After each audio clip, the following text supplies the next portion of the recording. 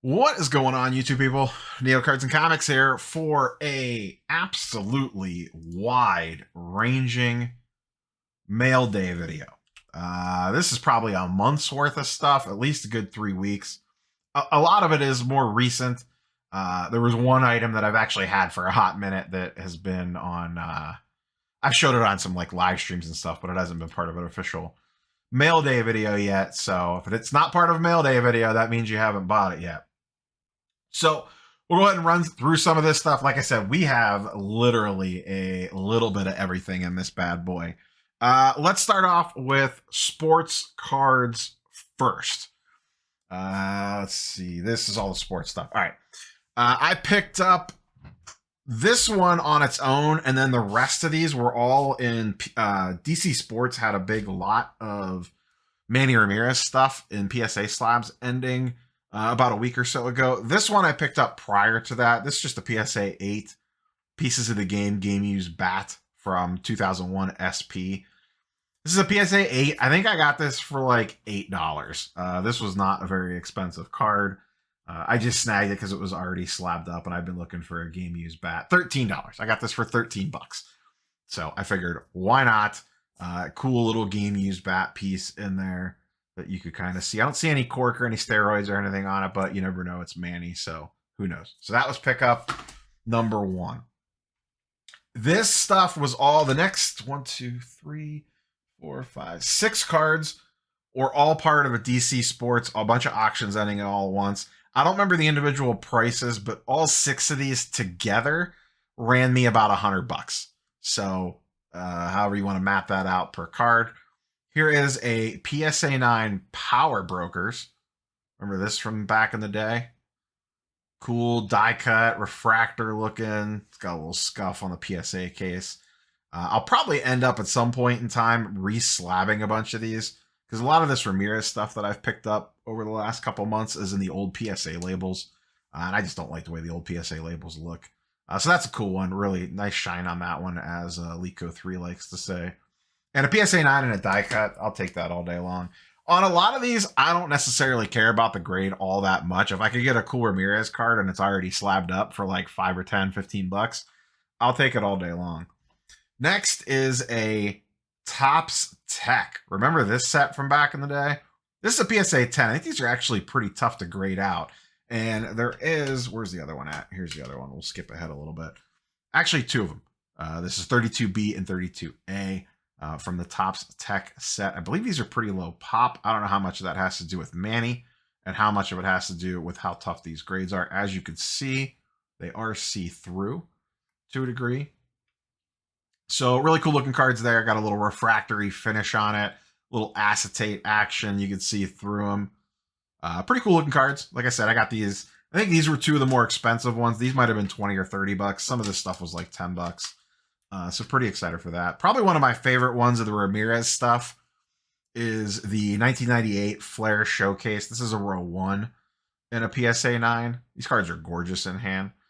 This is another one that was a little bit on the pricier side of this lot. And when I say pricier, once again, I'm saying 20, 30 bucks tops for most of these.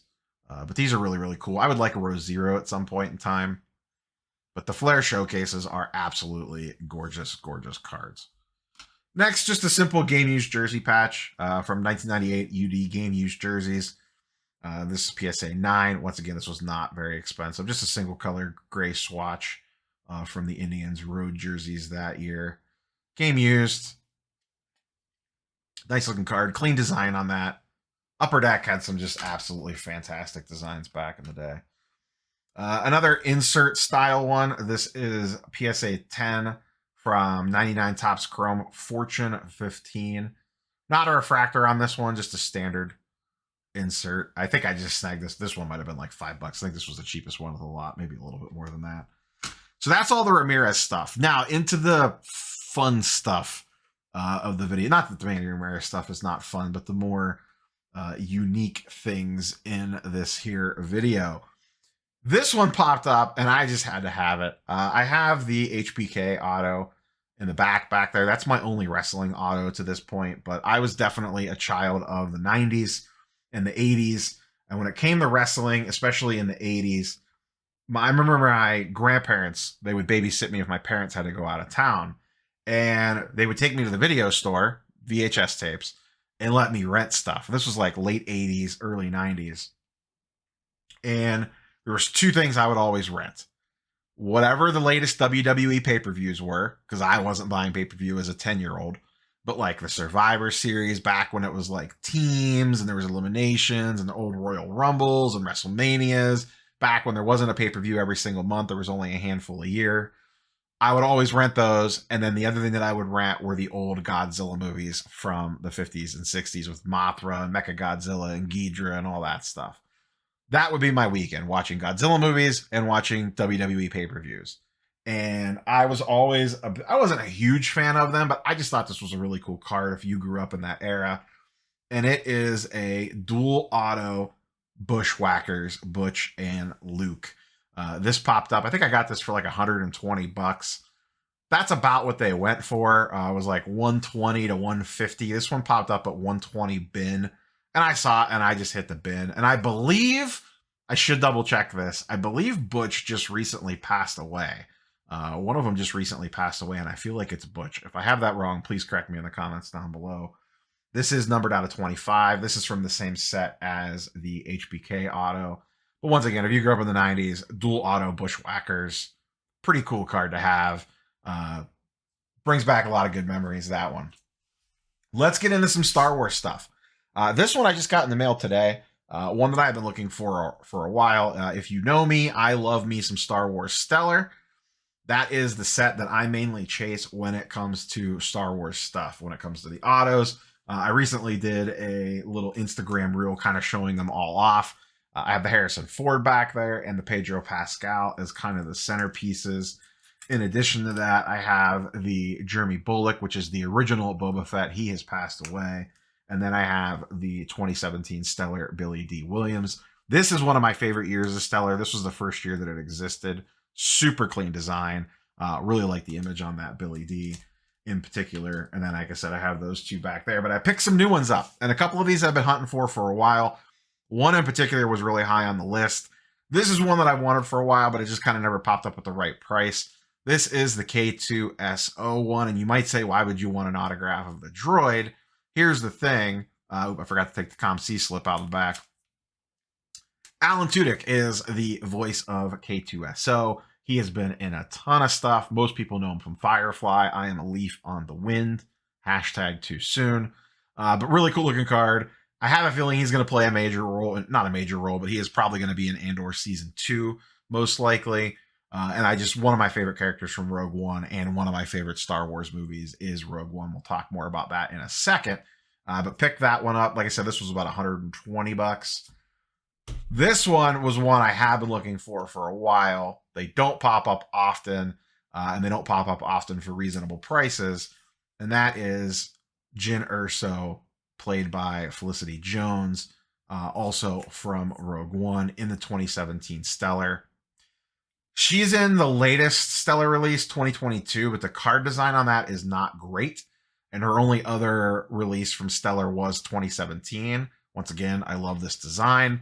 Been looking for one of these forever. This popped up in a Facebook group that I was in. I believe I got this for $350, I think, which is a pretty good deal on one of these if you know the Star Wars Stellar market.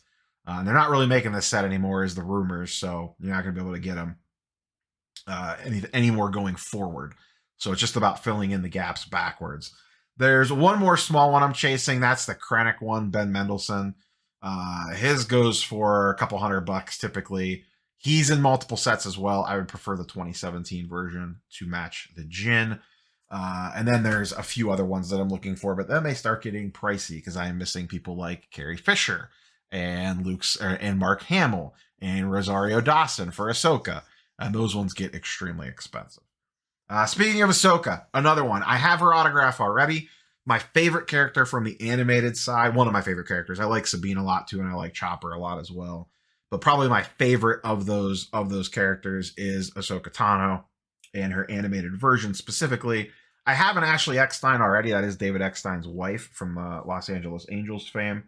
I have her auto already on a Masterworks, but I really wanted a Stellar one to kind of, complete the circuit, if you will.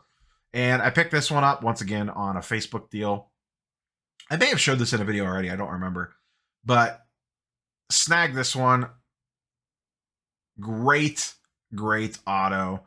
I love the way that she signs the Ashley and the Ahsoka with the same A. She's very consistent in that signature, and she always has a very nice, clean signature. This is from the 2018 design, I believe this is. Same year as my Solo. I do really like this design. This was probably my second favorite one behind 2017. And I really like this one. This is the base out of 40. All Stellar are numbered. These are both base out of 40. But I just like the way this one looks with the bluish watercolor background and the blue lightsaber. I just think this one looks really good. It even came with no promo code here. It came included with a slab mag. My first time with a slab mag. So that's a little bit interesting. I did not actually realize that they made them for mags. I thought it was only for autograph or PSA slabs and BGS slabs and stuff like that. I did not realize that they actually made them for mag cases. I will say I am slightly intrigued. I like the idea that these are UV protected. Once again, not an ad. I have no affiliate deal with them or anything like that. But not a bad product. Nice looking. I like the color match. But like I said, one of these autos for a while. I love her signature on this stuff. Just looks absolutely fantastic. So happy to add that one in. I would actually still take a Ashley Eckstein in the 2017. She is in the 2017 set as well. Last pickup. This was a pure FOMO buy, ladies and gentlemen. I saw Across the Spider-Verse the other day and obviously was super pumped walking out of there. The FOMO meter was running high and I made some purchase decisions. The one and only one that I got so far, there's some other stuff that I'm looking at. I've been looking at one of these for a while and never pulled the trigger on it. They are a little trickier to find now because this came out with Into the Spider-Verse, the first movie, and they're not readily available in a store anymore. You got to buy them on the secondary market. Someone had one on eBay, slightly used, but it's basically brand new, for what they went for at retail, and it was the only one in the United States, I think, on eBay. There was a bunch of ones from China, and I never trust those as being real. So what the hell am I talking about? That is a Spider-Gwen, a.k.a. Ghost Spider, a.k.a. Gwen Stacy, little statue from Into the Spider-Verse. This is a famous pose. This is a comic book pose as well from a cover. But really cool looking, pretty light. Love the base with the big thwip. And great looking pose. And it does have a head swap. So you could swap the head out and put on her normal head from her demasked version, basically. I actually prefer the masked version. I think this one looks pretty cool. So I'm going to put this on display behind me. I actually set up, I rotate through the comic books behind me, and I put out a bunch of Ghost Spider and Gwen stuff in the old setup behind me. And I'll put this up there somewhere above it, kind of by the Dark Phoenix statue that I have. So that's my second statue. I have the Dark Phoenix statue, and now I have this one. This one was, I think I got this for $135 plus shipping, so it probably ran me around $150 all told. But excited to add this one, and like I said, if this is the only thing that I FOMO into out of that whole entire movie experience, then that is probably a win. So that is the mail day. Like I said, literally everything. No actual comic books, but the statue is close enough. We got 90s refractors, 90s Manny Ramirez stuff. We got Bushwhacker dual autos. We got Star Wars on-card autos. The whole 9 yards. That's all I got for you, boys and girls. Let me know what your favorite thing from this haul was, and we will catch you, boys and girls, on the next one. Have a fantastic weekend. Peace.